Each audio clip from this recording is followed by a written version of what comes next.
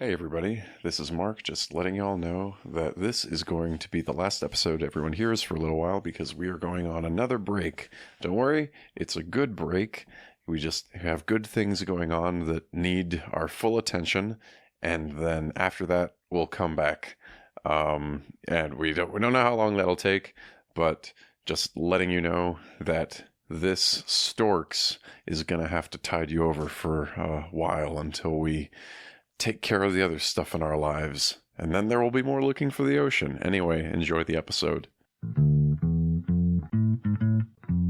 Welcome to Looking for the Ocean, where we talk about everything Pixar's ever made and what it means to us. I'm Danny Vincent, and as always, I'm joined by Mark Young, and with us today is a special guest, Brad Dragun. It is Dragun, right? I feel like that's what I always called you. Dragun, yeah. Okay, because it's not spelled that way, right? It's spelled it's spelled ever so slightly differently, but over the years we messed with the pronunciation because we couldn't figure out a good way. Then everyone calls us Dragun anyway. Let's just go with Dragun. Yeah. So doesn't your name end with an M? No, it's a UN instead of ON. But well, then it's been wrong in my phone since freshman year of college. That's embarrassing. Oh, okay. Wouldn't be the first time. I've had bills surely with the wrong not. name on there. And so apparently, Brad, you and I have history because we saw Silence and Logan together, I think. Yeah. I think I didn't watch too many films. Like, I vaguely remember you. I don't think we saw too many films together, but we did catch one or two. I wish Letterboxd really needs a function where I can cross-check people rather than just looking at this and being like, yes, well, I know Brad is tagged here and Mark is tagged here, but I have to click each one individually to see if that's actually a thing. It's just annoying. That's all I'm saying. That sounds right to me. But like, why? So like, when we went on these road trips to see movies in college, you didn't go to school with us, did you? Yes, he did. Yeah, I did. I was going to say you. He definitely did. I just wasn't in the same. I wasn't in the cinema department. I was definitely in the same school. We've definitely met each other. Yes. Then I don't know why you were like, no. I think we met each other once watching this movie. He had classes with a professor that we've talked about in the show before, but we always bleep out because we don't want to use his name. Yeah. Yeah, I took that animation class with him one of those years for the honors thing, and it was good.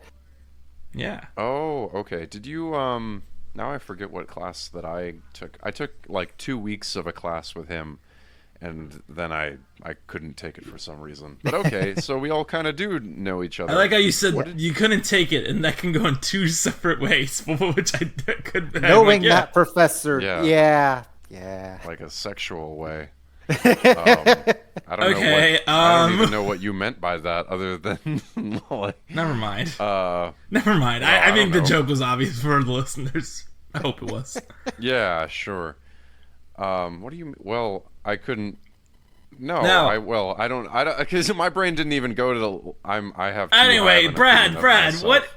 Introduce yourself to the listeners, other than being the guy who's been in Danny's phone wrong. I went to university with you, Danny, over at SIU for what was supposed to be 4 years, but turned into 3 because while I liked hanging out with you guys, SIU was kind of terrible. for some of the stuff that I was doing, so I wanted to get out of there sooner rather than later. What were you doing?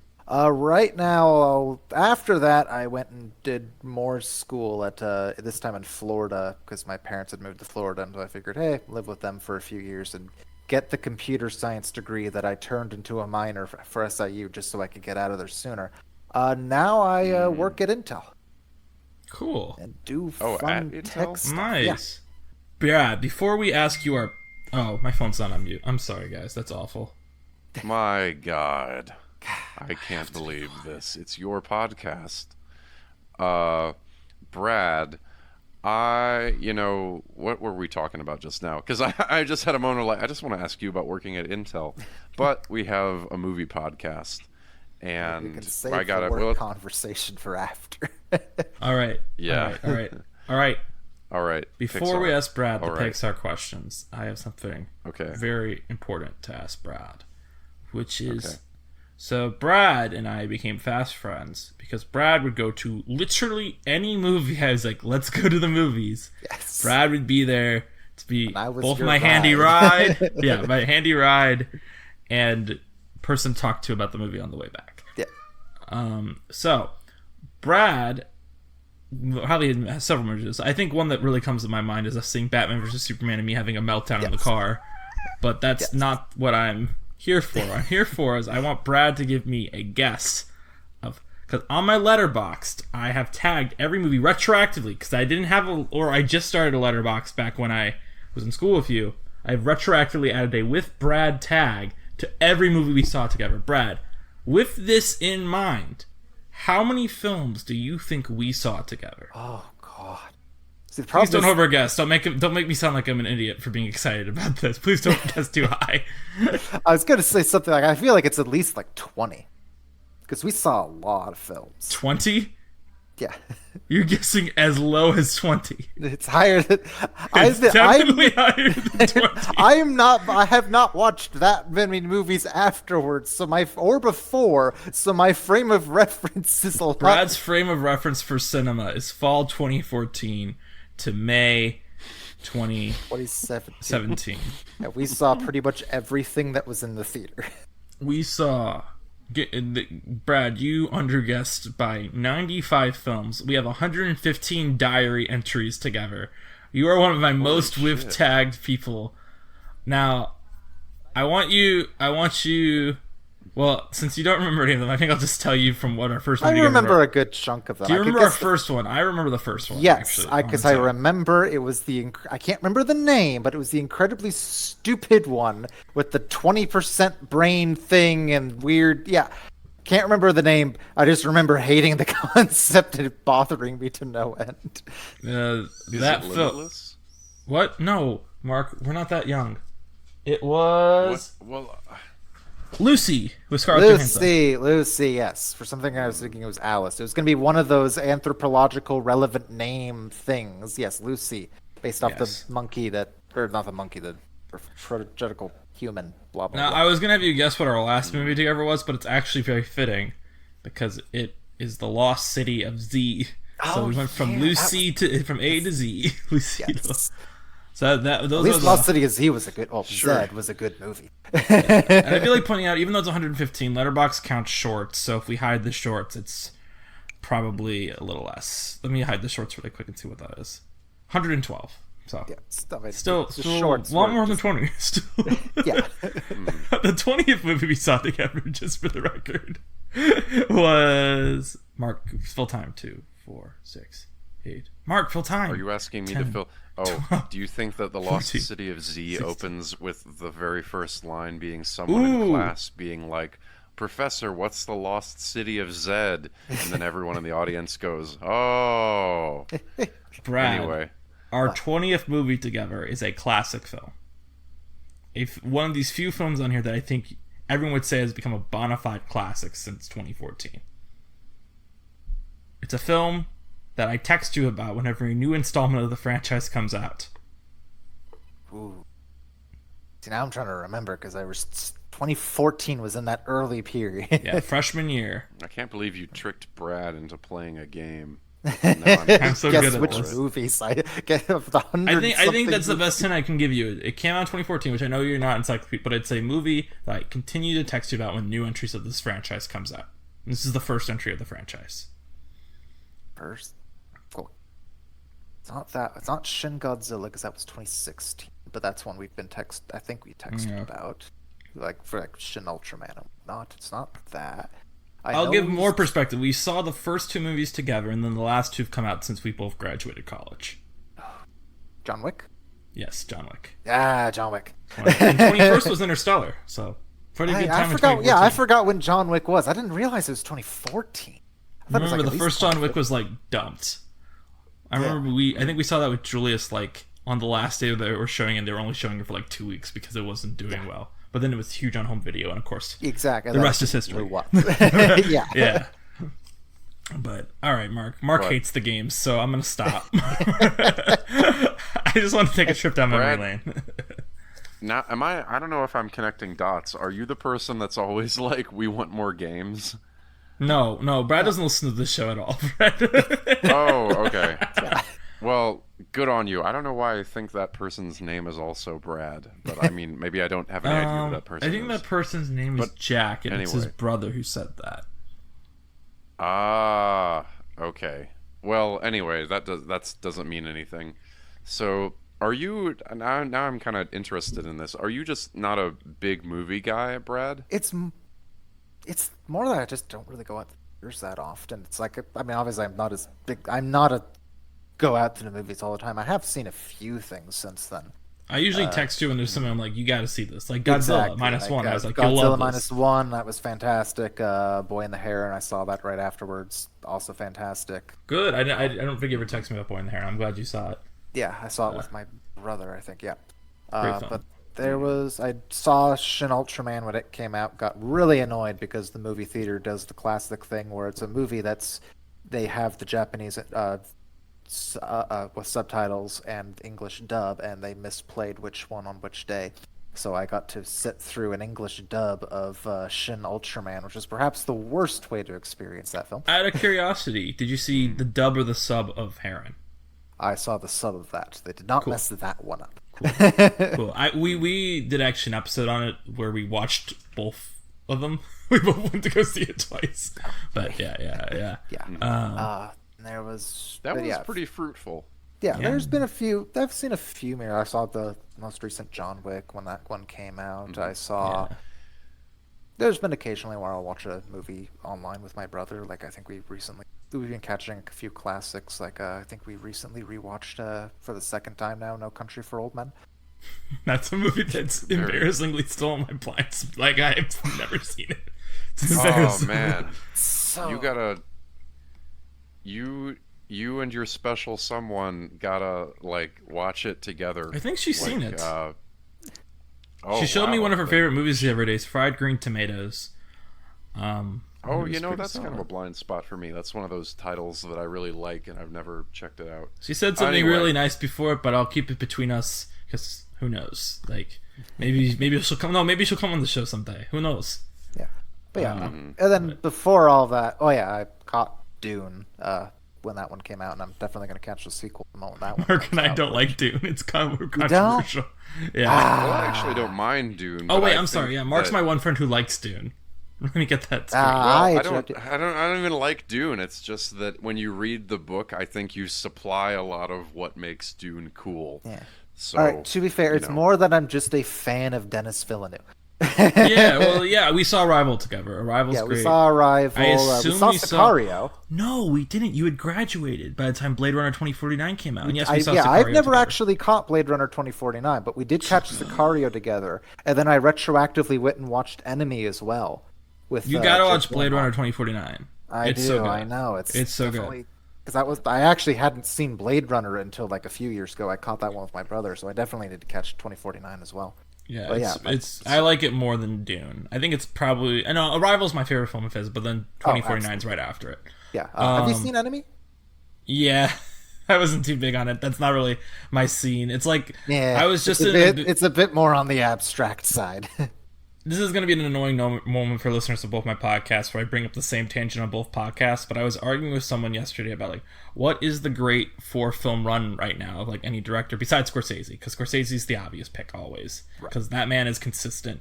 Like, just consistent, right? So, people brought up Villeneuve. People brought up Nolan. People brought up... The person who brought it up was Yorgos Lanthimos. And the reason I bring that up is I feel like Enemy to me kind of fits where I feel about most of Yorgos Lanthimos' films. That I'm just like, I just don't vibe with it. I'm sorry. I'm sorry to be boring. Sorry. I'm trying to think, because like because my mind goes to Coen Brothers, because the last one that we actually saw, I think their most recent. Well, I don't. Well, they've split up is the thing. They've done their own separate films. New one comes out in a few weeks. I think we caught the last did they do Hail Caesar together? Yeah, that's the last one they did together. Oh wait, no. They had a Netflix movie. They did. Okay, there was a Netflix that, which is pretty good. Yeah, we caught the last one they did in theaters together then.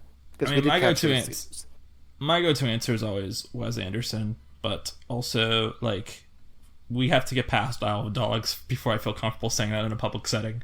And right now, that is if we count the Netflix shorts, we need one more to get. If we count the Netflix shorts this film, if we don't count the Netflix shorts this film, we have 2 more to get away from Isle of Dogs. That man does not work fast.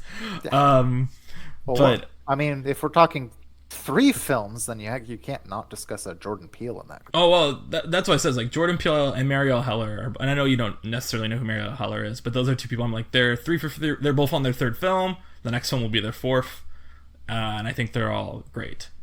And who was the other person I said was like 3 for 3? I don't know. There was someone else I was like, this person's like really. Oh, I said Spike Lee.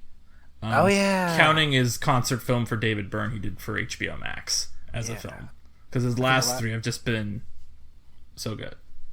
Actually, I think Black Klansman's fine, but it's good. It's not a bad movie. It's a good movie.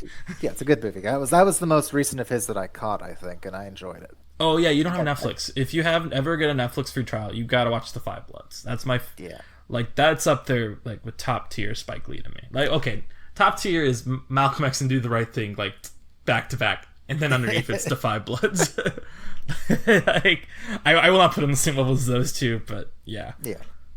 But Brad, anyways, sorry. I wondered if you had like, well, just I mean, you like watched a lot of films with Danny, but I do want to ask, do you have like memories from your childhood of watching like Finding Nemo or anything like that? Yeah. Doesn't have to be Finding Nemo. I mean, Finding Nemo in particular, there was a lot of exposure. I just threw that out there because sometimes people like I'm asked like, what are your experiences with Pixar? And people were like, I have no concept of film studios until I'm like 17 or something. Now I was aware of that just because of I was acutely aware. I had for the longest time since I was at least 7 years old a specific dislike of Disney in particular, not Pixar, just Disney. I for whatever reason I didn't like, as I was I was in like reading class and I was reading the original Grimm's fairy tales and I was annoyed like, why is Disney just making these but worse? and that just kind of stuck with me. I always enjoyed Pixar stuff whenever it came up, but I always had this bit of annoyance towards Disney even when I was at a very young age. So like did you not feel that when you saw something like, because Pixar movies are usually like original stories, right? So did you feel differently about like, oh, like these toys are going on this maybe like a hero's journey or whatever? It's just kind of like, was that more appealing to you? It was actually. Like I'm trying to think. When it comes to like, because just going off of the example you're going off, I feel like I only remember like the first half of the first Toy Story. I think I caught the second one more often.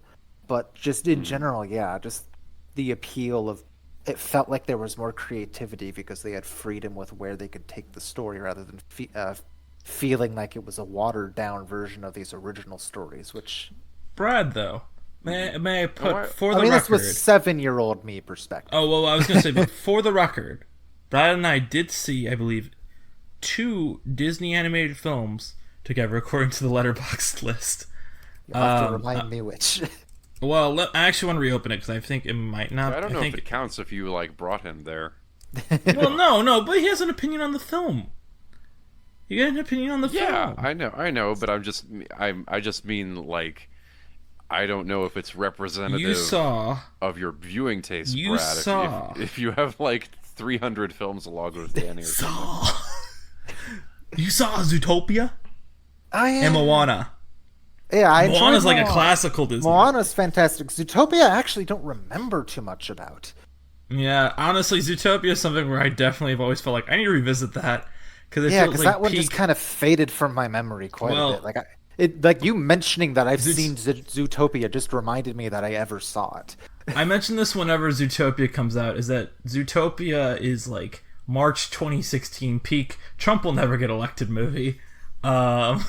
So it's a movie where it's like I should revisit that in the modern world and see how it holds up, because it's very much like we don't need like Obama solved everything. Like look what this movie can talk about. But just look at the timing for Storks. Yeah, well, do you remember the first movie we saw post-election? I'm curious because it actually was a big deal that we made this our first movie post-election. No. I actually remember we went and visited Champaign, our friend Matt Smith, to see Moonlight, and his parents made us a meal. Moonlight, yeah. Yes.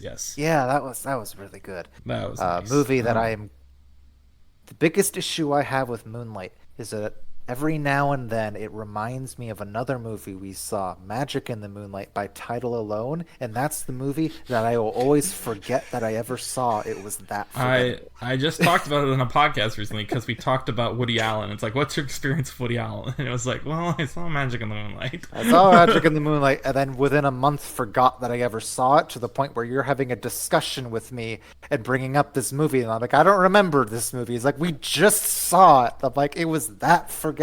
I already forgot it. Can I ask again about the Grimm's Fairy? Like, just because I got kind of stuck on this, was it something about like the language or like the violence in the original stories that appealed to you more than the Disney? Is that what you mean by watered down? Just in the sense of some cases that felt like the Disney films weren't willing to go as far with the messaging of it.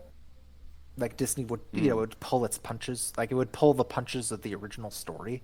Again, this was 7-year-old me, so also just things like, if you look at the original Cinderella, it's a bit more graphic in the sense that it's not like they tried to fit the glass slippers over their messed up heel or toe. They cut off their heel and their toe at the behest of their father in order to fit it into those glass slippers. And there's a bird flying along singing, "Look at the blood coming out of the shoe."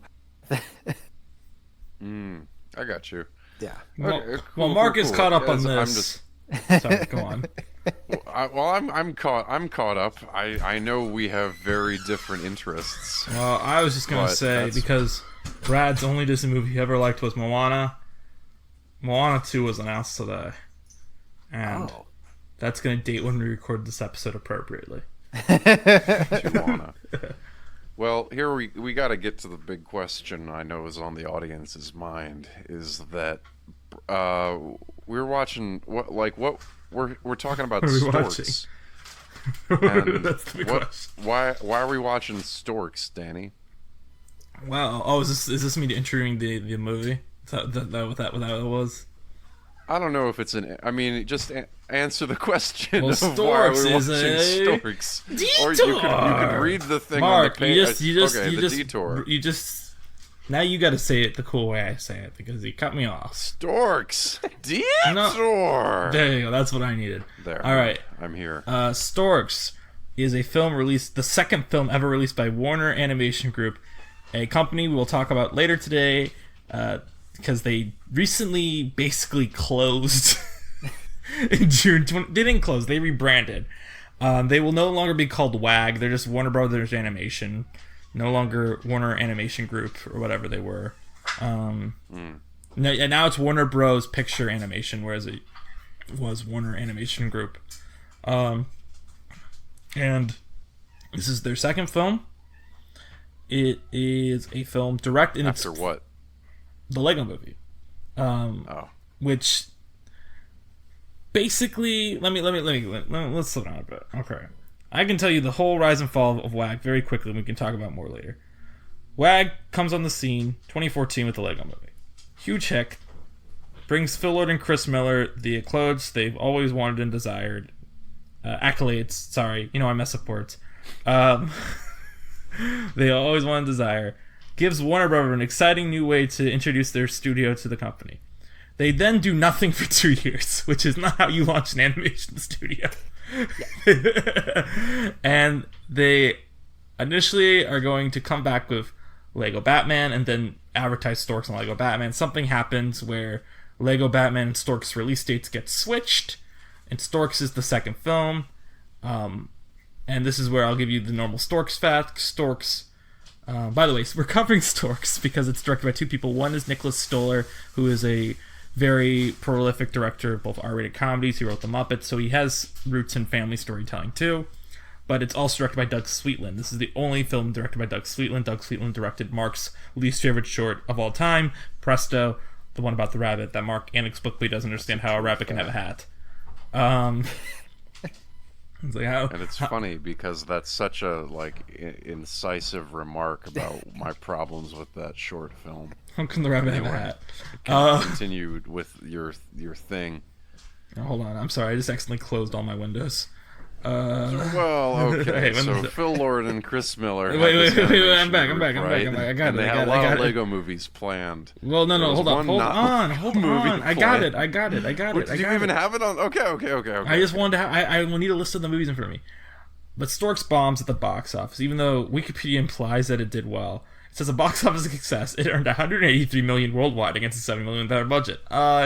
No, that's not a success. I hate to put it to you bluntly. That is, you barely broke even. You obviously aren't going to get a sequel. And what was I gonna? Well, how much did it make in the U.S.? Because I remember in the U.S. it was it made $72 million in the U.S. Which, to be very blunt, if you're a CGI animated movie in the U.S., if you don't make $100 million, you kind of messed up. The Good Dinosaur made over $100 million, right? And that's like a big bomb. Storks couldn't even get to 80. Let's be real here. Like, Storks did really bad in the U.S. And Makes me even if wonder it did, how much of that was because of the swap with the release date. I think the marketing also just looked really cheap. Yeah. I remember this didn't look that good from the trailers. I wanted to see it because Phil Lord and Chris Miller produced it, and I had good vibe. And I also like Nicholas Stoller's work, and I like Presto. But we'll get into it when we saw it tonight. I just want to quickly run through it. They followed up Storks with the Lego Batman movie, which does decently well. But then the Lego Ninjago movie bombs. And the bigger issue with these two films coming out is they dilute the Lego brand so much that when Lego 2 comes out, it does barely $100 million. Dropping from the first one, which made about like $290 million, and completely annihilating Lego as a reasonable franchise to have. In this time, the only thing they put out is Smallfoot, which is another Phil Lord and Chris Miller thing that I think was in development at the same time as Storks. And then they put out the Scooby-Doo movie they did that got released to streaming during COVID that was really bad. And last year 2 years ago, they put out a movie about superhero pets. And all their other stuff is like, oh, Tom and Jerry and Space Jam, which aren't even really animated movies. Like, they're live-action combos. And they're currently under rebranding, which is why they've recently been in the news because Coyote vs. Acme was tried to be written off tax-wise. But basically, they were a mismanaged... The thing is like, we've talked about this Mark and I have talked about this with Pixar. We've talked about it with DreamWorks. You need to basically be able to start branding immediately, right? When Toy Story came out, they had A Bug's Life. When Shrek came out, they had Shark Tale coming out. You know, like, they had stuff set up to continue. Lego movie, waiting 2 years for Storks is pretty rough. You should have had Storks out a year, or you should have had a movie out. And I'm not saying it has to be Storks, but they should have had a movie out. Honestly, even like October 2014, right? Like, because Lego's February 2014. Even if it's not people watching in the theaters, like at least in my experience as a kid, my exposure to Pixar was rainy days at school, locked inside for recess. What do they play? And you're gonna need a new movie all the time in order to have a new movie to put on the screen for kids to watch. Like, to be blunt, I hate this company. I've talked about how I hate this company. But Illumination has done a lot in the span of, like, very short time to become a brand name. Yes. They have. They know how to brand themselves. They know they had Despicable Me. They immediately followed up a year later with Hop, which was a combination movie, so not really. But then they really followed up like a year and a half later with The Lorax, which had a trailer for Despicable Me 2 on it. So it's like they knew how to brand. They always have the Minions in their ads. And they've branched out recently to other franchises like Secret Life Pets, Sing, the Seuss stuff, and Mario, right? And all this stuff is all branded by the Minions. So now they are... feelings on them are probably close to the same as your feelings on them. Oh yeah, I don't like them, but they're marketing geniuses. I will never dispute that Illumination is in a spot right now where I think they are the biggest animation studio among kids. Because they know how to brand. Yeah, I know. And I hate it. Did I say on Mike what my boss's opinion on the Mario movie was? Is that the one where it was like, why it was? She thought it was an adaptation of some like giant political crisis, wasn't it? No, not at all. I wish that was someone's opinion on it. That sounds fantastic. That sounds more interesting than the movie. We're talking about it at work, about it versus Elemental, because we went on them both for field trips, and I just said offhand, like, well, you know, Elemental at least had a story. Mario didn't have a plot. And all she heard was Mario didn't have a plot. And she goes, I know, that's what made it so good. It was just the game. And I'm like, I don't want to argue. That's not what I meant, but it's I'll fine. admit, I didn't even see the Mario movie because I knew I wouldn't enjoy it. It was a rough time. I just watched Storks the other day. When did y'all watch Storks? We watched it when it came out. Storks, Brad, was immediately when I knew it was going to be on this like, literally when we conceptualized the podcast, anyway, we're going to go watch every movie Pixar's made and every movie the Pixar directors have made. And I know Storks on the list. I was like, well, I have to ask Brad for this movie. Because this is a movie I believe we've both only seen once. But, you know, we saw so many bad movies in theaters just to see a movie. And this is when we went to see, like, all right, it's a bad kids movie. Let's handle it. And we both thought it was hysterical. We both thought it was really great. It is probably the best animated kids... Well, okay, I can't say the best because there were... Well, in terms of what we saw in theaters, it was the best. Is this better than Moana? Okay. Honestly, I don't know. I haven't seen Moana too recently, but this is pretty up there. I gotta say, we can go straight into our thoughts because that's basically the gist of the story. Is Brad and I saw so many movies together. This is the movie I always point to as this was the best surprise we got when we were watching movies. Because this is a movie that has, I think, 65% Rotten Tomatoes. It bombed at the box office. Completely undeserved. It's a... I don't know. I'm curious what Mark's going to say. I think this is still a great movie. I want to be clear. It's what I label... This is a very specific thing for Danny. It's it is a 3.5 out of 5 classic. Because it is not aiming high, but what it is aiming to do, it does perfectly. But I cannot, in good conscience, go higher than a 3.5 personally on this film. But, because I'll be real, I will forget everything that happened in that movie a week ago. But in a way, that helps the movie, because whenever we watch it, I will have forgotten all the jokes. My thoughts on it, at least the very basics, is that style of humor. It's not just slapstick comedy, because that's what you think into. Because when we caught this, it was right at the time where there were several other animated kids movies coming out. There was Secret Life of Pets before this during the summer. We saw the trailer for Boss Baby during it. Boss Baby, great film.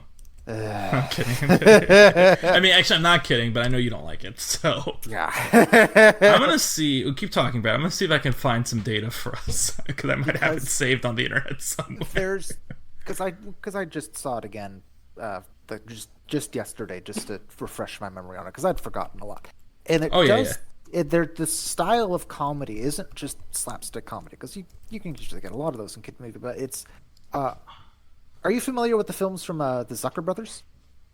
Films like Airplane? Yes. It's very much that style of comedy for a lot of it, of just ratcheting up absurdity as the joke itself.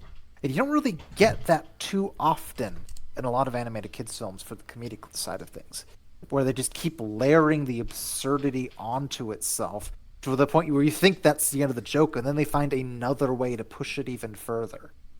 All right, for the record, that's what makes it so enjoyable and fun. For the record, I have found a list of the trailers we saw at Storks, because there was a time I kept track of this on the internet. We saw it in an empty theater. I have that confirmed now from where I kept track of it on the internet. The trailers we got were Monster Trucks, Middle School, The Worst Years of My Life, Sing, Trolls, Smurfs Lost Village, Lego Batman, and Fantastic Beasts and Where to Find Them. So, I think I like Lego Batman of those. Lego Batman was I am a defender of Trolls, but not. I'm not. Not strong. But I'm not gonna go too hard on them. Yes, but my way of putting it is this. They always manage to find a way to go one bit further than you think would be the end of the joke. Yes. The most prominent one is obviously the wolf pack bits. So that's the one that immediately forgot about that. I mean, I also... Sorry, go on. Sorry. I didn't mean to cut you off. I mean, the first immediate one is The one that really does this particular joke is the Wolfpack Bridge, where it's like, all right, you're expecting them, okay, all right, they're doing a silly thing where they're going to form a tower, all right, the wolves stacked together, they're going to fall over to the other side, it'll be a simple bridge, whatever. But no, it keeps going further. They have the ridiculously muscular one that pops up on top.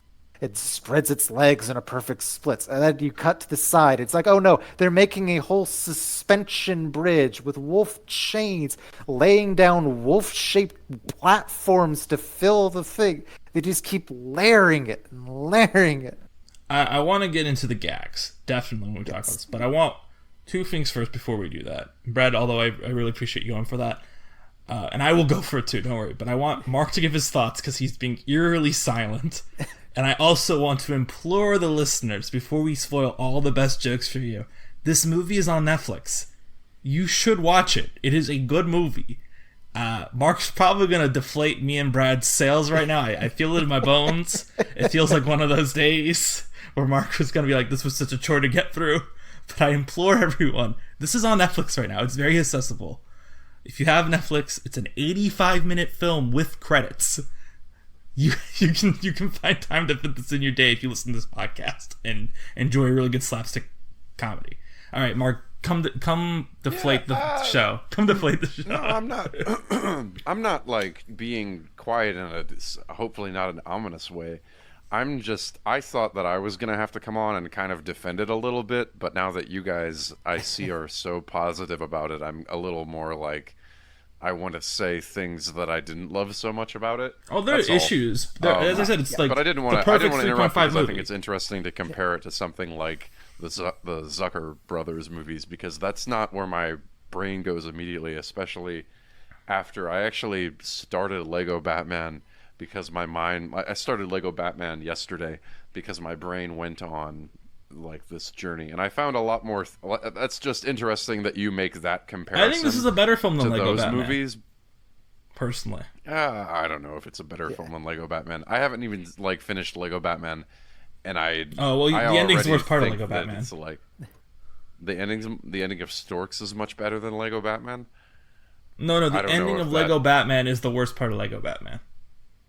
Oh, okay. Yeah, I don't know how they're gonna stick that landing, but I just think of, like, if I had to unify the jokes in Storks under a banner, I would say that there's a lot of Storks that seems rooted in, like, I don't really know how to explain this, but it's like the kind of jokes that kids make. I think that it really was a bad idea for me to watch the Ninjago short that accompanied this film. And it's, of course, Brad, I'm sure you haven't seen that, so it's like not something that is really. No, he has. He's seen it. He just probably doesn't remember because he's in theaters, and I don't remember it. Oh, yeah. well, I sent them both your way, but you didn't have to watch them. Not requirement. It's just that in the Ninjago short, the way I think that the humor in Lego movies is pretty consistent, and I think that is like little kid humor. And I think there are a lot of references that adults can get, but I think that a lot of that humor comes from the way little kids will go right to what is like I don't mean to like make this a big umbrella thing, but I feel like little kids will sometimes go right to what is most obviously like the incongruous thing and say that, or latch on to that part of it, and like run with that, and that's little kid humor. And I feel like there's some of that in the dialogue where he's like, oh man, I want to hang out with you guys this weekend, and then they say they're all busy, and then he has the line where he's like, no, totally didn't care if you guys actually were available this weekend because I'm busy too. And that's actually not a great example because it's a bit more. What I think about with the humor, honestly, the Lego Ninjago movie is way more like present in my mind than Storks is, because I don't know why you watched the Lego Ninjago movie. No, I watched the short. Oh, okay. Well, don't watch the movie. It's really bad. Well, I just and Here's my deal with Storks. Is I think that it is a totally fine 90-minute film. I didn't think that it was hard to get through, but I don't think that it's like rewarding. I think it's very interesting.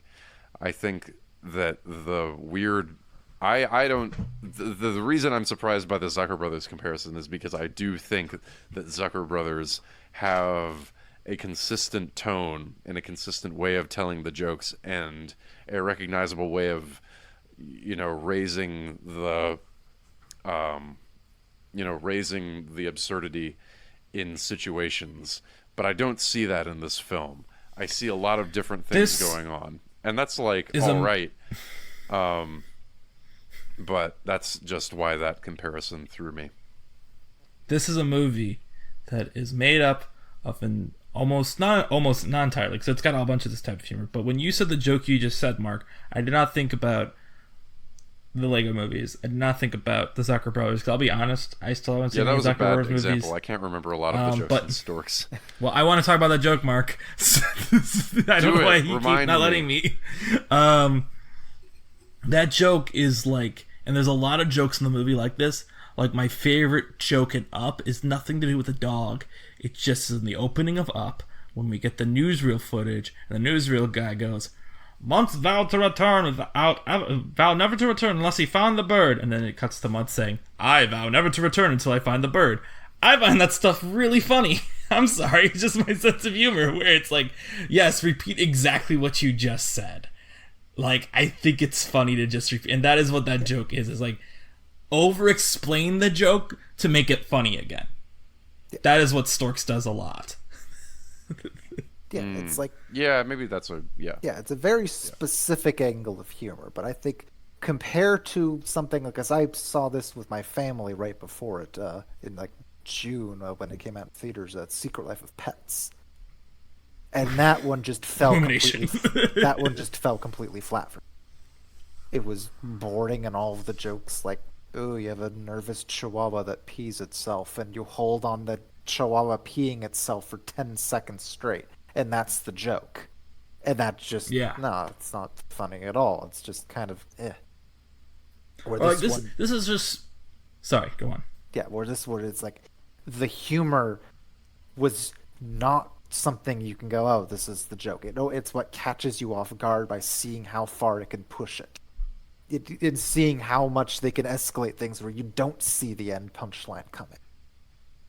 And it's something where a thing can start as not a joke and then become a joke. Like, I think very specifically, the first time the camera pans over and sees Jasper, and Jasper's like, my child, or whatever he says. It's like, okay, that's a weird plot to throw in this movie. And then it just keeps happening literally over and over. It just becomes this recurring thing. And it just...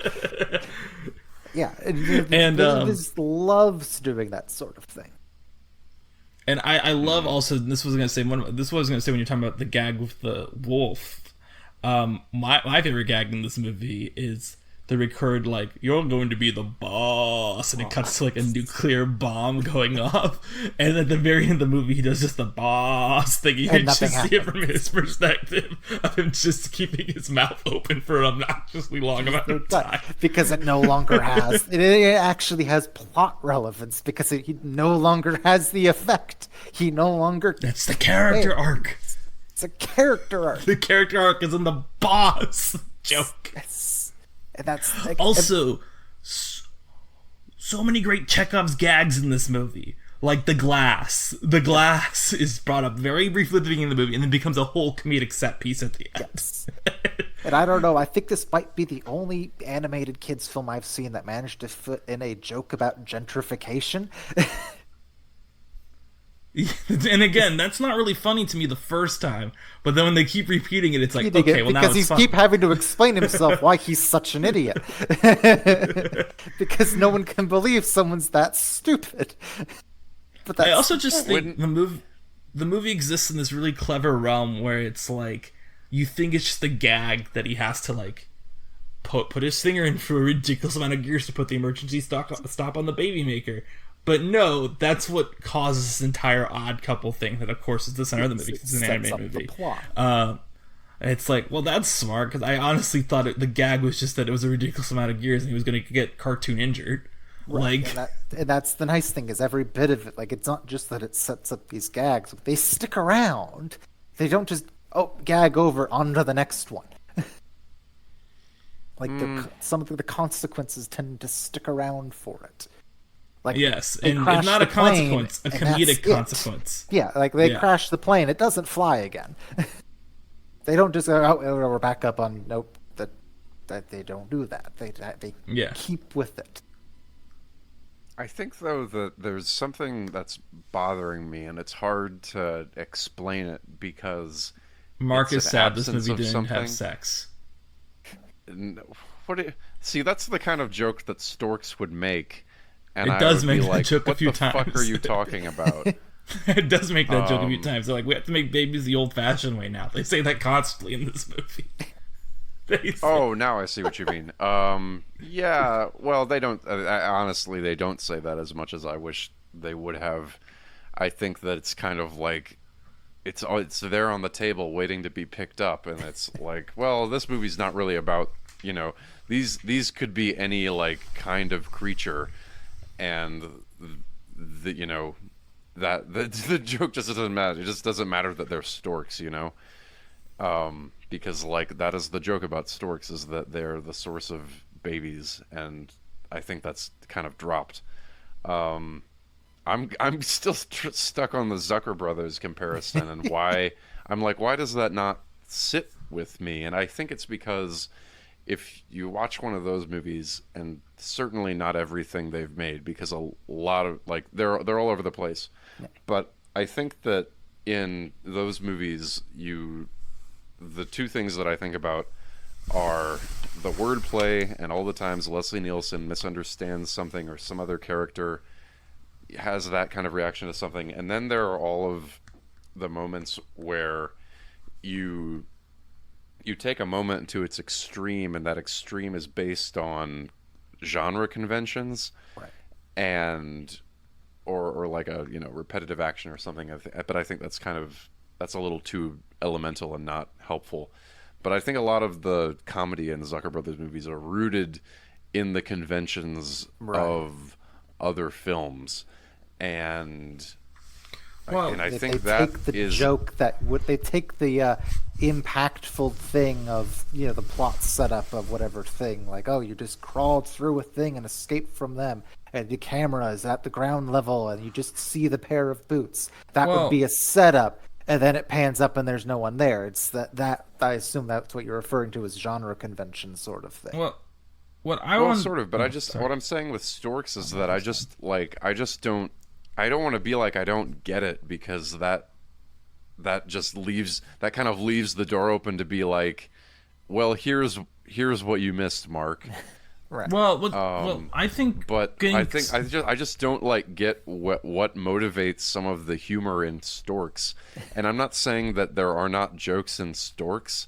I'm just saying that their execution just baffles me, because, like, for example, when they bring back the glass later, we all know that the Storks can't see glass, but why is it just a room full of glass? And then it's a glass factory. After the fact, they say it's a glass factory. No, right before. But when they pan up, there's a big old neon sign that says glass. Yeah, it says glass. It says, like, it could be like storage room for glass. This is where the glass is, but it's not like a place where conveyor belts are going and people are like making glass and things like that. Like, I think it's just like, why is there glass here? And then afterwards there's a factory, but it's just like, I just feel like all of these things are untethered, and that makes it kind of unsatisfying for me. Like the Pigeon Toady character, or just the fact that all of these people have like. Can we slow down? Like, You're jumping ahead to the entire movie. We still haven't talked about, like, you guys are off talking about is this a Zucker movie or not? And I just want to give an answer to that. Yeah, I mean, I'm sorry. I think that like maybe my thoughts are not as orderly as I thought they were when I came in, and then you said that, and then I'm like, oh, this is an interesting angle. But okay, Well, okay. I hate to make it like boring, but my thing is, yes, I guess it is Zucker inspired, but the thing is, one thing I've heard to say about Warner Animation Group, but you might have noticed if you watched the credits of this movie, or if Mark did. I'm not saying Mark has to do this, but I think Mark usually reads like the Wikipedia page a bit before we come on. This Warner Animation Group is not an animation studio. It is a group. Okay, it is branding under Warner Brothers to contract out their animation to other studios. And this film and Smallfoot, which are the two Lord Miller projects by them that are not done by... Not Lego, were done by Sony Pictures Animation, which at this time had done Clive with Chance Meatballs. And Clive with Chance Meatballs is also a movie that's heavily inspired by the Zucker brothers. I think this is just a example of the Phil Lord and Chris Miller comic style that we will talk about their work with Sony again, because the Spider-Verse movies actually fall under this podcast, but those movies are not nearly as comedic as what Clive with Chance Meatballs was trying to be, what Storks is, and what Smallfoot is as well, even though we're not going to talk about Smallfoot ever. I think I've talked about Smallfoot on this podcast before because it's what I call the woke Yeti movie, because it is a woke movie about Yetis. But but my point is, everything here that is with the wordplay, with the sharp camera movements, the gags, like the quick cuts, that's all in Clive with Chance Meatballs. It's also, I would say, in at least the slapstick is very, I think the character designs in the slapstick very much feel like, okay, this is what the guy who did Presto made as his next movie, like as this feature film. I think the bunnies look a lot like the stork. The bunny looks a lot like the storks in this movie. I get what you're saying about the Zuckers, Brad. And Mark, I get your pushback, but my point I'm trying to make is, yes, this film is inspired by the Zuckers, but it's also, we can't get hung up on that, I feel like, because if it's given vibes of, is there a perfect movie? Which is the conversation we went to have on this podcast. That went Oh, I don't know if there's a perfect movie. I just think it's dumb that they didn't like design the glass factory to look like a glass factory. It's a joke. The whole joke is it's just neon sign labeled. But it doesn't even look like a glass. It looks like a Broadway marquee. That's what makes it. It's why? Comedy. It's a cartoon. Well, yeah. What if you like made a funny joke? Like, what if it was like Brad we're on a dock? There's not going to be a. It's the. What if you gotta? You could have you it can't buy be like into any the character kind of glass saying it's a sign. glass factory. How would she know? She's lived with storks for 18 years. She doesn't know what a factory looks like. Well, and they're on a dock. She lives in a factory. I think she does know. No, she lives in a warehouse. Of course, she thinks it's a factory. That's she lives true. in Amazon. That's true, and she does live. She did get reassigned to the baby factory. Yes. Yeah, but I mean, there's just all kinds of things like that in this where I think the pace is fine, but when you get right down to it, I question like what the joke is. So there is this character, Pigeon Toady, and okay, we can talk about Pigeon Toady. Now we can. I just wanted to give a. I just wanted to like be like, you're gonna talk about Pigeon Toady, then I'm never gonna be able to say Phil Lord and Chris Miller. Okay. We'll get there through this weird like path we're taking. But Storks I just fly like he just baffles me. I don't know. Because the performance that Stephen Kramer Glickman gives just doesn't seem like a man who really like he seems like he has some kind of disorder. He doesn't seem like a guy with a surfer. He doesn't seem like a laid back like dude bro. He seems totally disconnected from the other characters. And I think but they make fun of that fact in the film itself. Pigeon where other characters react is this character, we can't comprehend him. He just kind of exists. He's a caricature to the point where he loses actual dimension. Like, the caricature, again, goes so above and beyond that it stops. It changes the actual character. to being something that's almost incoherent even within the universe of the movie. My opinion on Pigeon Toady is the second he appears, I go, oh yeah, this is the character that everyone thought would be big from this movie. Great. And then I found myself laughing at most of his jokes anyway. I do think the voice is more annoying than funny, but the material is funny. I think the How You Like Me Now joke, I remember dying in the theater at that. Like, one of those types of jokes where you just, like, are crying, laughing in the theater that you don't hear the beginning of the next scene. Very specifically, the moment when the subtitles start appearing, and then the subtitles get confused at what's going on, too. But also, it's the type of thing where, you know, like, we get these we always get, like, needle drop jokes in kids' movies. And usually the only time they work is when you give a character who cannot sing the joke. And I think it works pretty well here.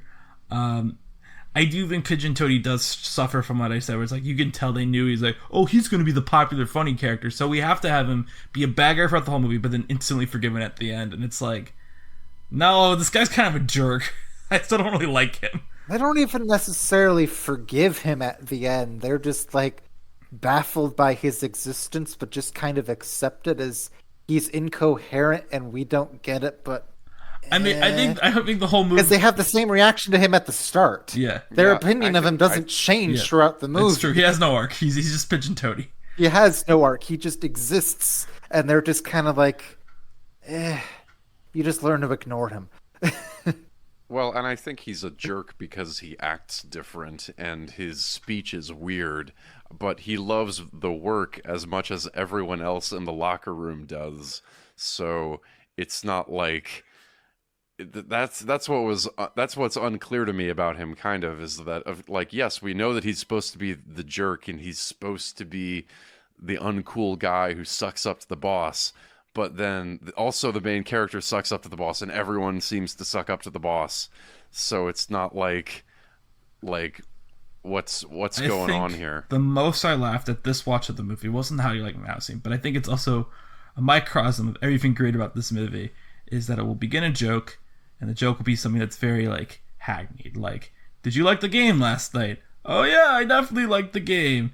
And it's like, all right, that's not that funny. And then it will keep going on for like a solid minute of like, can't believe we lost. But then we pulled it back. And then we lost again. And you start laughing more and more. And then the scene ends. And then it cuts back to him and goes, wait a second.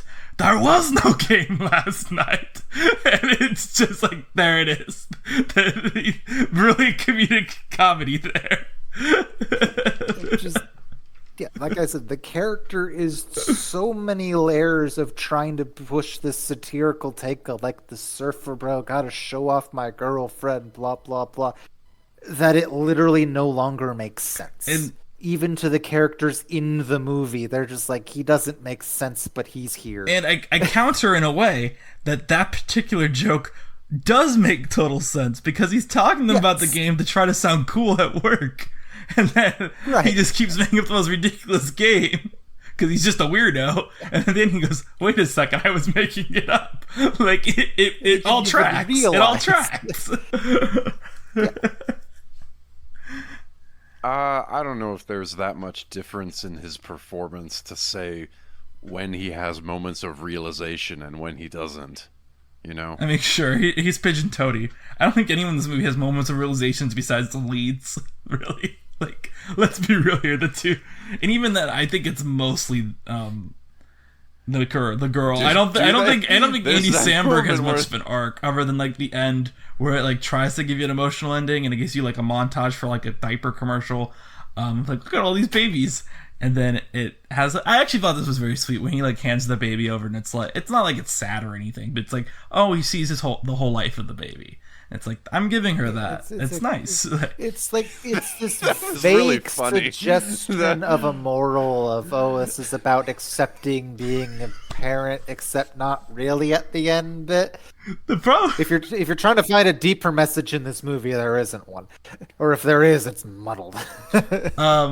The thing, well, I like that the baby like gets psychic powers to show him imagining her having this like like this average life where she just acts like a generic woman.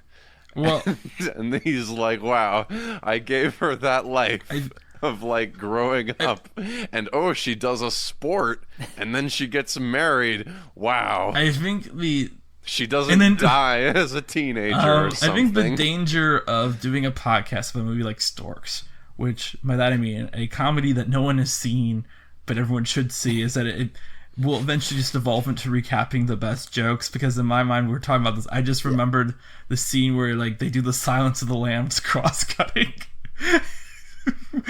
and I wasn't even like on that train either. I was a little bit wait, confused that's when not they even did the reveal, the and then joke I was is like, the it's a ridiculous Silence character of the design for the Lambs. cop.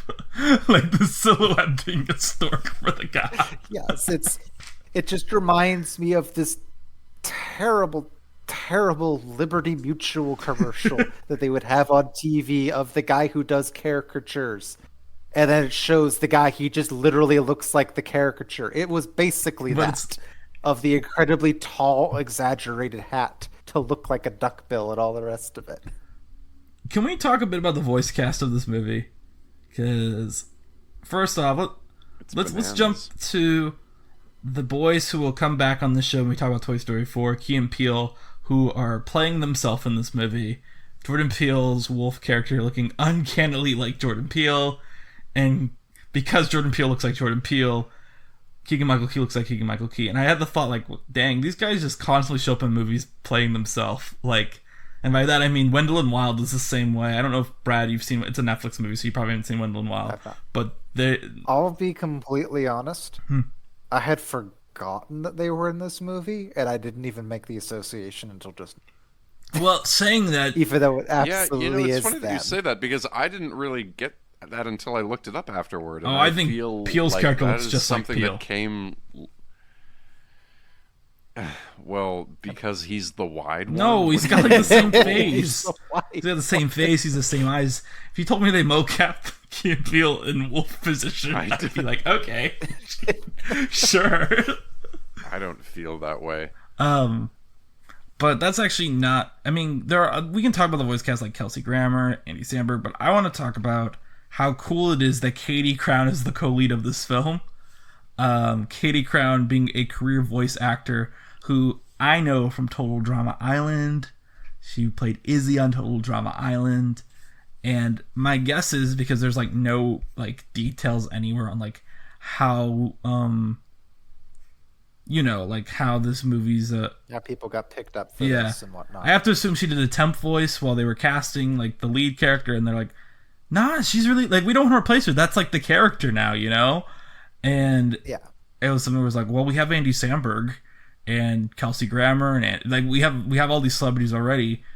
We can have her just do it because she is the character. I have to assume that's how it went. There's really, maybe there's like interviews of her from the time, but I don't want to Google that right now while we're recording. But I just think that her performance really grounds the movie in the way that it's like, well, I see Andy Samberg's in Clever Chance Meatballs. Andy Samberg to me has a very distinct voice. And I don't mind Andy Samberg as the stork, because it's like, oh, there's Andy Samberg, and it's like, but then the girl is just the girl, you know? It's just Tulip. Like, she's not an actor. And it's not like when Key and Peele show up, it's like, oh, there's Key and Peele. Or when the parents show up, I'm like, I recognize both these voices, but I cannot place them. Where have I heard this guy's voice? I was the exact same way, where it's like, I feel like they did a TV show or something. Well, the thing that's funny is I realized when the credits rolled, I was like, oh yeah, we watched Finding Dory last week, and Ty Burrell is in that too. So. Yeah, those names are definitely, or those voices, like, yeah, the father in particular, I've definitely heard a lot of someone. Yeah. I do. It is really special to have, like, obviously she works all the time and she has a bunch of credits, but it's really cool that she got to like not only lead this movie, but she has that one scene where when they put her in the factory by herself, she creates all of these characters to act out office drama, but she does every part. I thought that was and the punchline of that being, it takes only a minute of her time to jump back and forth. An entire minute of just completely losing your mind. You're like, Well, now I have the rest of the day. I find the character so. I think the character Tulip is so nice. Just a well put together character.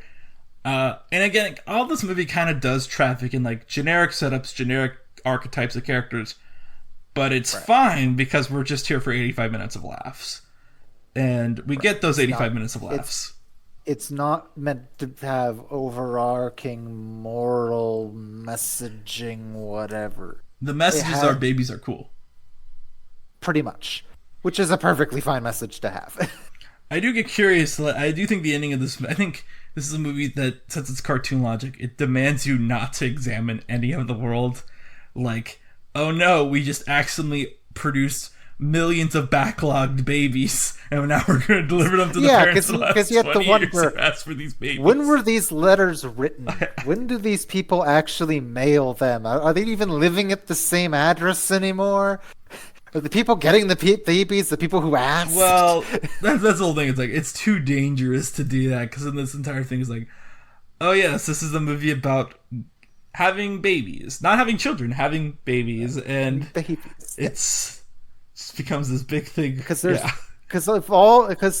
in this entire movie, there's only one kid. There's only one kid in this entire movie. Otherwise, it's babies or. Well, I guess Tulip is 18. She's 18. But 18. But everyone else is 18 or older. There's only one kid in the entire film. A kid who, for some reason... Oh, never mind. He does get a list on there. Never mind. Why does he have a birthday listed on... That's so fun. He's supposed to be 4? No way. No way is this kid 4 years old. No 4-year-old is doing the things that this 4-year-old I was going to say, I actually doing. think the kid is well written, even though he does kind of fall into that thing where it's like, I've listened to Cats in the Cradle, Dad, so I understand mortality, which is gets a little annoying. That's the one part of the writing I'm like, this is a little too much for me.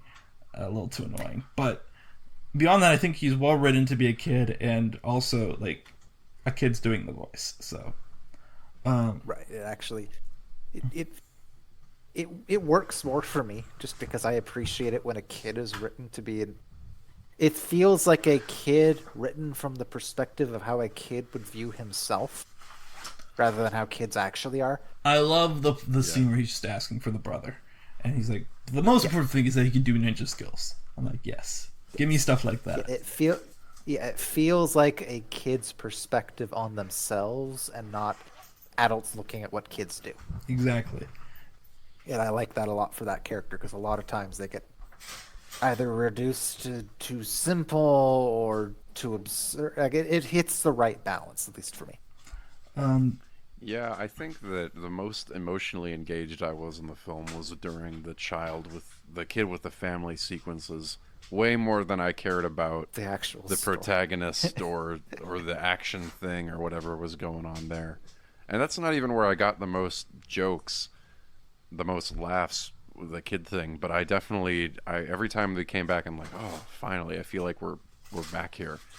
And it's funny, I think the movie does kind of want you to care about the main Stork Andy Samberg guy, but then I don't think they did the work to really make that happen. That's something else that kind of bothers me about the film, is that I think that they have this like this story. They have the Marlin problem, where I don't think they explain enough why he is the way he is. Yeah, there's basically, there's nothing, like, the moment you get into the movie, like literally within the first 5 minutes, is setting up, here's your motivation as a very specific resolve problem, become boss, but there's no personal anything for him there prior to that, to the point where a good portion of his arc is figuring out the personal reasons for anything. See, I exist in a realm where I do not care about this movie not having emotional stakes. I think this is a film... I'm not necessarily looking for emotional stakes. I'm just looking for a little more to latch on to. No, because the comparison point... I care when it stops the humor to talk to us about the emotional as I said, the comparison point of this film, really... There's 2 other films that were done at Sony with Lord & Miller's production. One of them is Smallfoot, which is a movie I've only seen on this podcast, maybe the other one is too, but also with Smallfoot, is like it's a movie about woke yetis challenging religion. So like, what is there to latch onto there for children? Lot to latch on to for me, because I get confused why Common is singing a villain song about killing God. That's a lot in that movie. But I'm being very. I'm also being. I want to be very clear, guys. I'm not joking. That is what that movie's about. But the other one is Cloud of Chance Meatballs, which plays with. Well, it doesn't play with. It's about father. Like it's like most anime movies about. Whoever made it had daddy issues and is like, does my daddy love me because I became an artist? Like, that is what they all come down to, right? So, but my point is that is something to latch on to. Andy Samberg, it's like, his problem is he has no friends. Aww. Because he's a workaholic. Aww. But that's the thing. They dropped that immediately after the first marriage even moment where they kind of vaguely mention it. But then he becomes friends They with never Katie once refer to Crown. his workplace setup after the moment he leaves. Yeah, I don't know. You're right, but I also, like, again, I just don't care. like the movie's funny. I know, that's the movie, thing. I don't the care movie's funny. about. I don't even think about that bit. It's just I think, I don't know, there's just nothing. There's nothing to latch onto with that character other than the very literal arc of, I'm going to become boss if I solve this problem. I really need to solve this problem because it keeps getting worse. Do I really want to become boss? What's my motivation? Oh, my motivation's for us to start sending out babies again. That's his arc. Well, and I think that's a fine arc for a movie about storks. It's a film about a stork who has lost his way and become commercially driven by capitalism and society. And at the end of the world, at the end of the day, he realizes, no, the natural order of things is for sex to be outlawed and storks to be the only way to have a child. And that's what Storks 2 is about. He becomes a villain. He outlaws sex. I think the conclusion really here is that babies are cute and storks are better off delivering babies because they're cute. It's true. I think that's the This movie, by the way, whole movie. can I just say, this movie has the best exclusively gay moment we've got to yet on this podcast. There are gay couples who get babies at the end of it. That's nice. Yes. Several. And also, I thought that feel too. like I thought this is better representation. I also think Key and Peele are 100% in like this a better movie. thing to have happen. I think by the end of this movie, they're 100% coded to be gay characters. Key and Peele's characters in this film. They're co-leaders of the pack. Right. They're co-leaders of the pack, and they want to raise a They child. literally do a broken heart at the end with them holding on to each other in the middle. Yeah, they want to be parents together. They want to co-parent. Yeah, I think they're better representation than, say, like, who's the most recent, the cop from Onward, the gay cop from Onward. Like, I don't know, I'm trying to think of exclusively gay characters. Yeah. I'm trying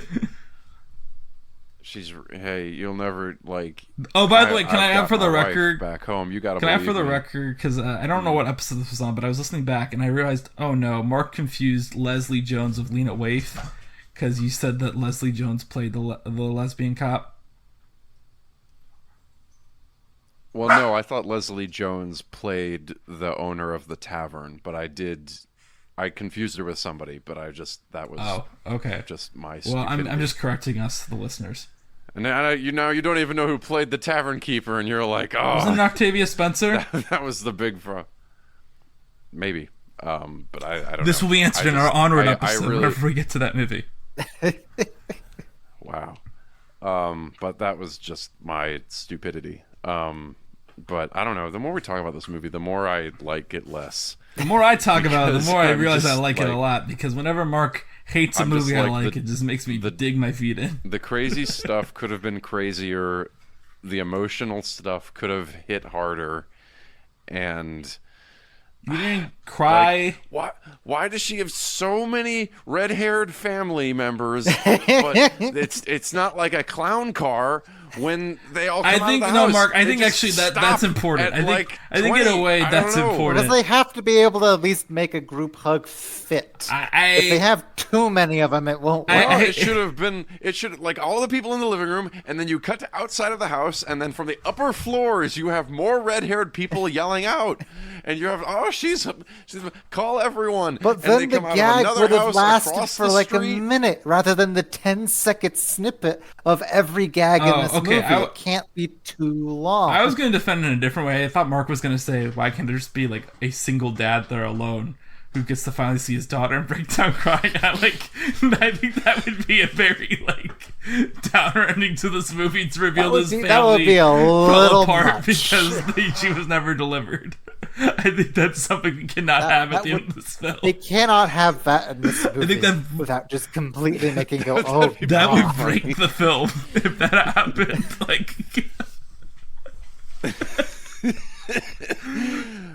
I don't know. Also, why is the dad like a young dad? Why didn't they make him bald? Why did they go for the weird realism, weird confusing realism of him kind of looking her age with some gray hairs, and then her mom her mom is maybe the same age as the dad is, but I just don't know why the dad doesn't look like an older guy. I mean, people can have kids at a young age. You can have a kid at 20. We don't know when they wrote the letter. Yeah, maybe he made a mistake. After all, this is writing a letter. Maybe he made a mistake, Mark, and he was 12, and he was regular to the Storks and didn't realize it would actually pay off.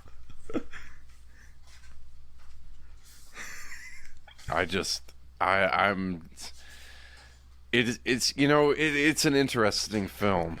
I at least appreciate that the putting, the sorry kid, you're not going to get your brother bit isn't storks aren't real or whatever, but they managed to they just don't deliver babies anymore. The whole universe is very acutely aware of the existence of storks. I feel like I like that better. Yeah, because cornerstore.com is a thing. It exists. It's literally, yeah. Stork on!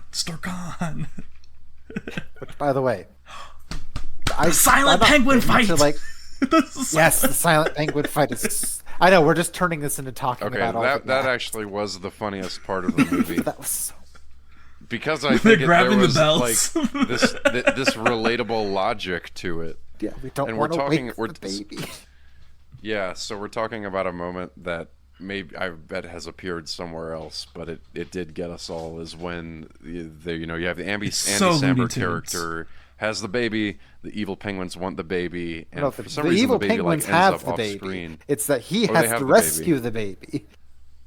That's right. But the baby has fallen asleep, and both sides agree to have a silent fight, or a very quiet fight, which I think is the smart choice. Because then it's funny because you still get very quiet funny sound effects.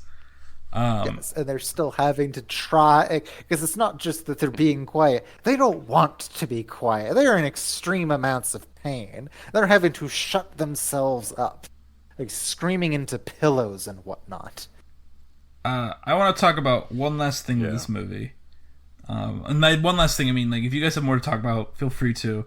But there's one man we have not mentioned on this episode I think is incredibly important to mention with this movie. It's an actor. That's Kelsey Grammer, who, is probably... I actually would say... Okay, I'm going to be real. I think Andy Samberg is also a very good voice actor whenever he appears in a movie.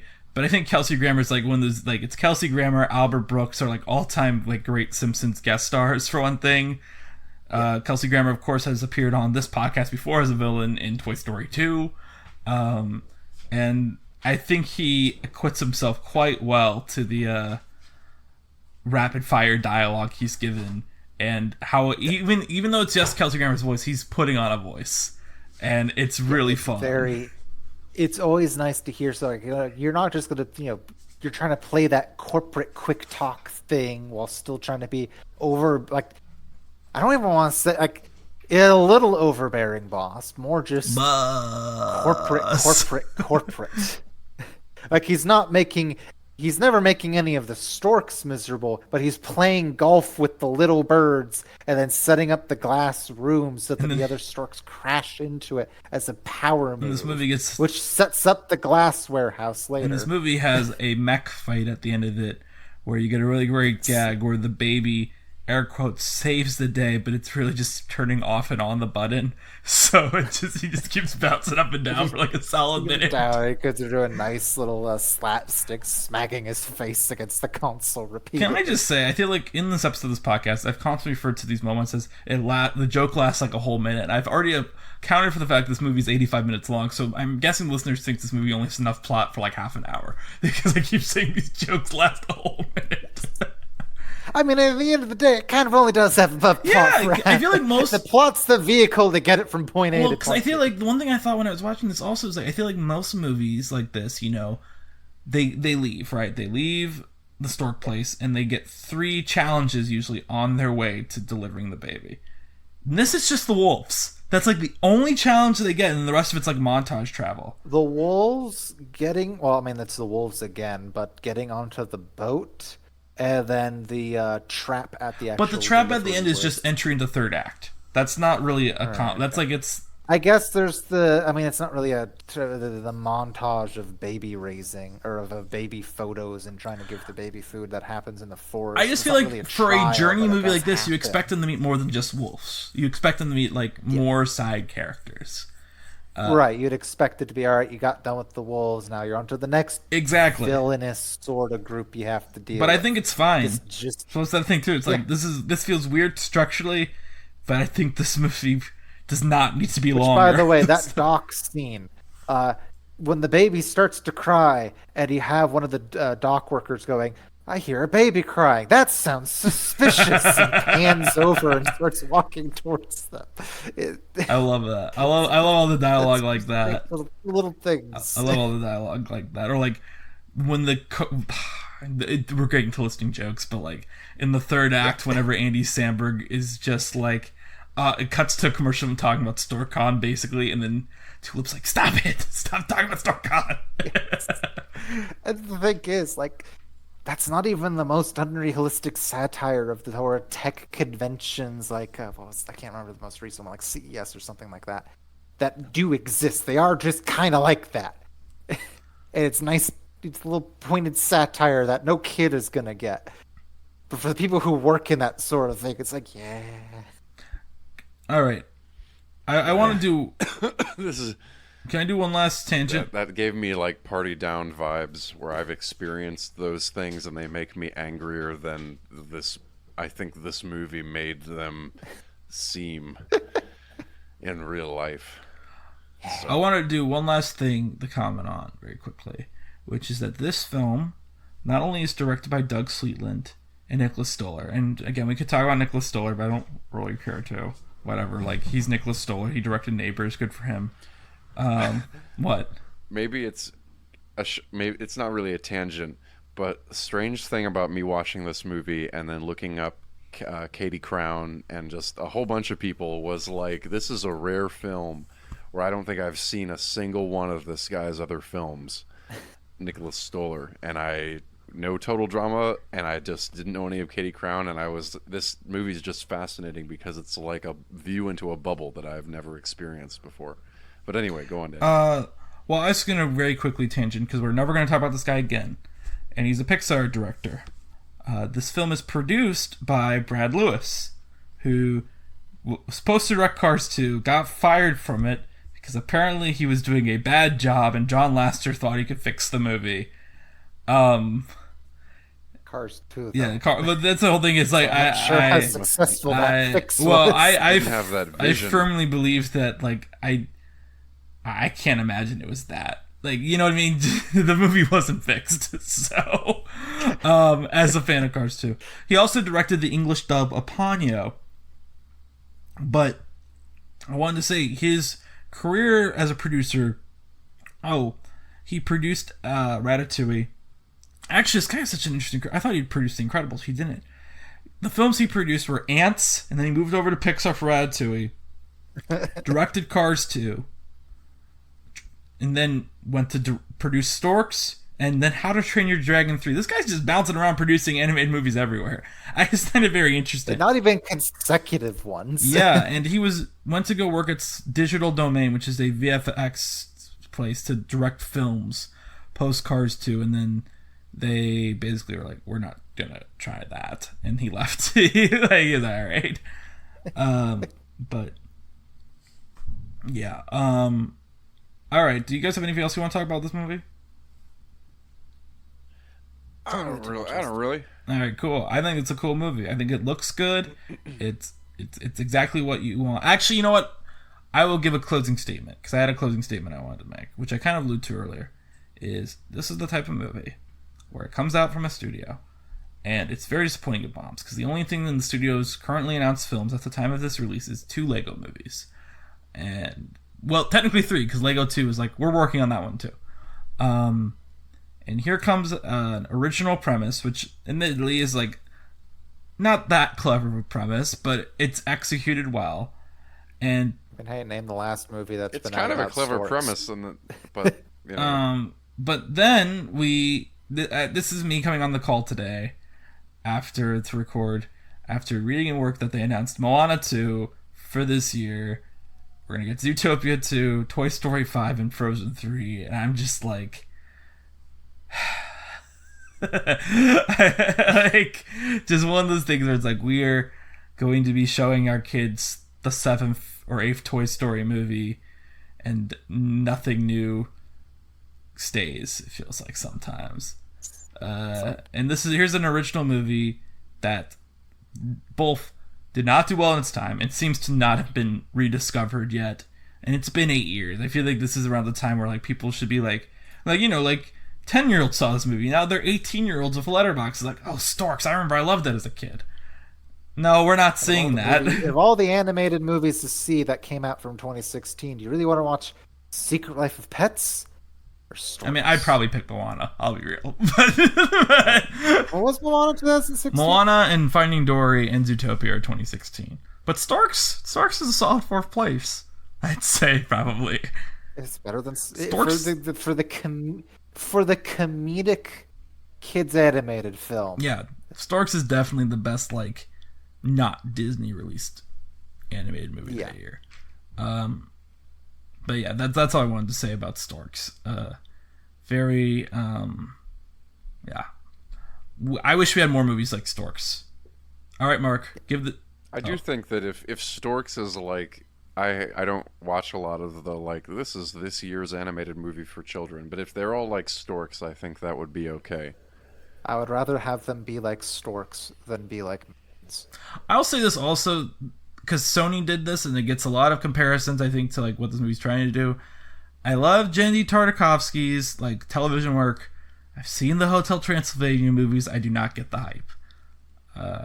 That's what this movie's compared to. Sometimes like in the animation style, and this is a better film. This is a better film.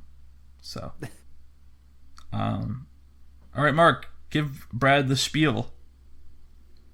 Aha. Well, on a lot of shows, they like to give thumbs up, thumbs down. They like to give the film a rating or something. We like to give the film an object, like a present, something that we feel represents how we feel about the film. I'm gonna give this film. I don't know. I'm so like trapped on this one idea. I'm gonna give it one of the coolest DVDs that I own is the collection of holy shit, it's not called Police Story. It's called Police Squad. I have a collection Zuckers. of every episode of Police Squad. Yes. Wow, my And reference to that there you go. really did hit you hard. Yeah, we hit the Zucker Come on move. and talk about the comedy of the film. I feel like That was a good that is pun. No not. one acknowledged it. That's It's just fine. not the rock that sticks in my shoe about this film, you know. Yeah.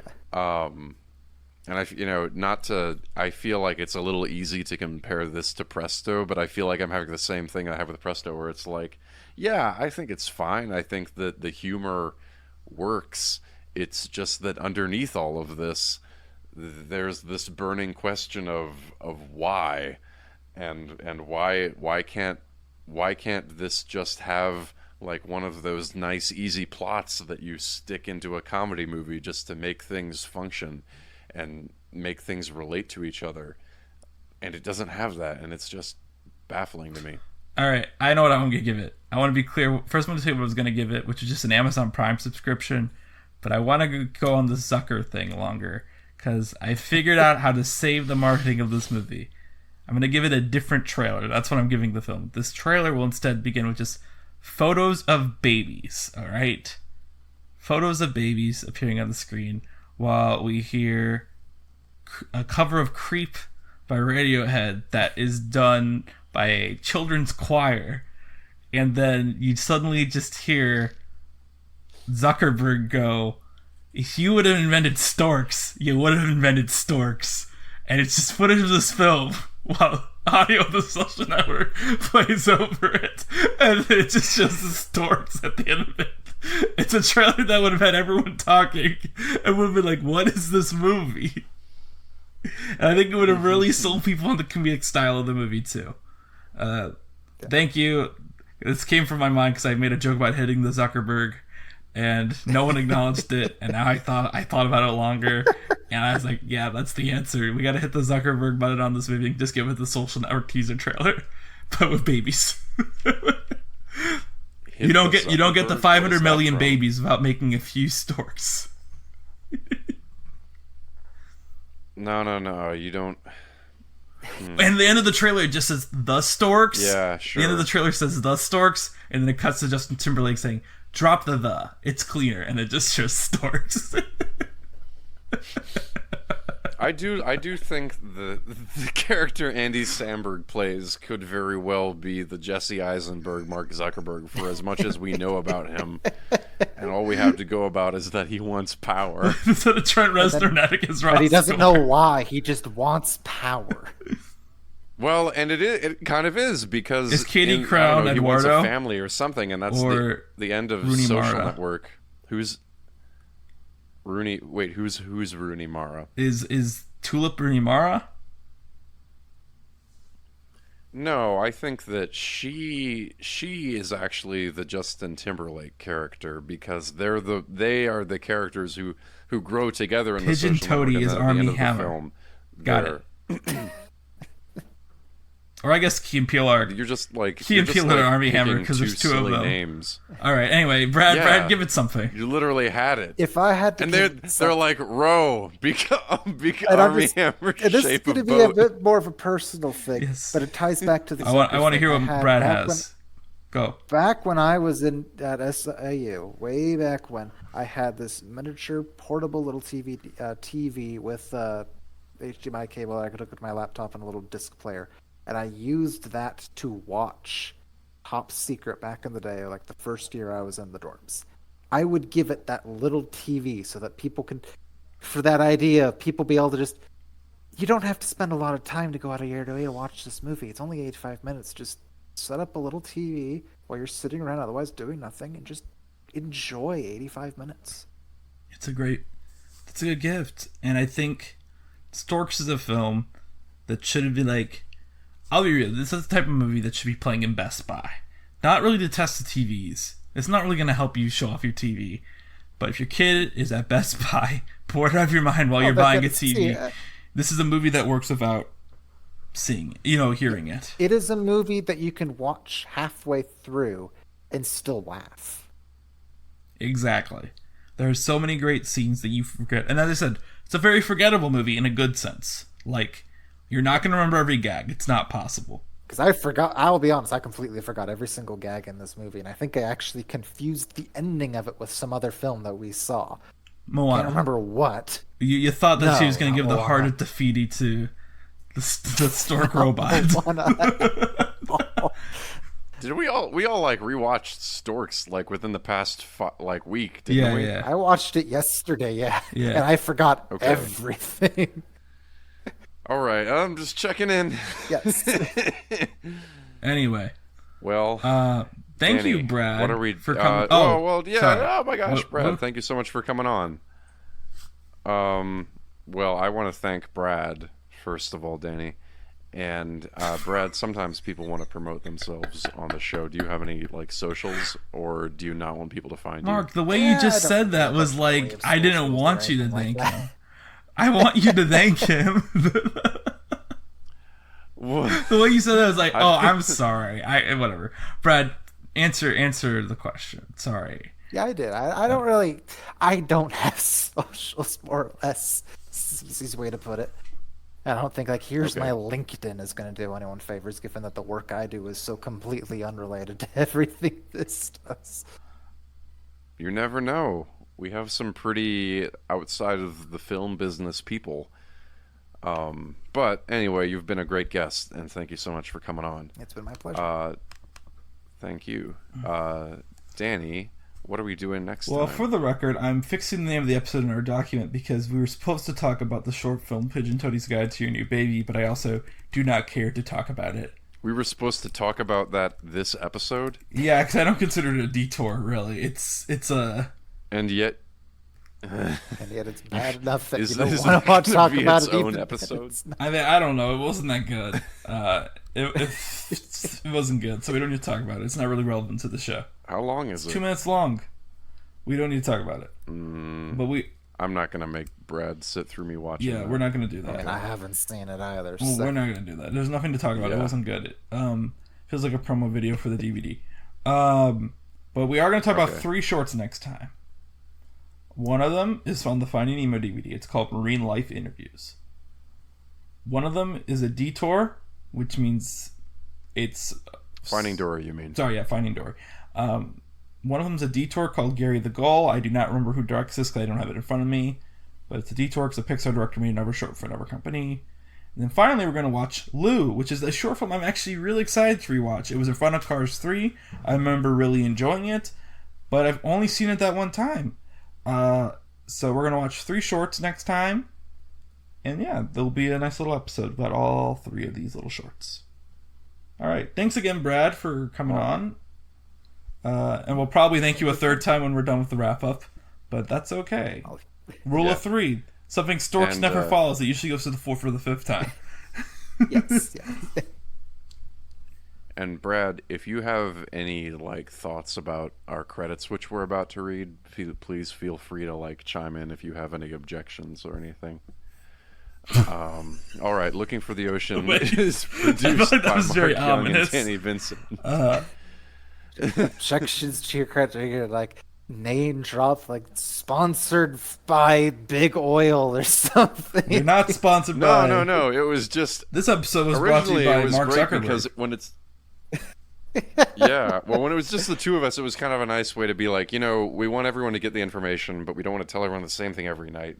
But we want people to like hear people's names if we have a new editor like Julius Jefferson. The show is edited by Julius Jefferson, by the way.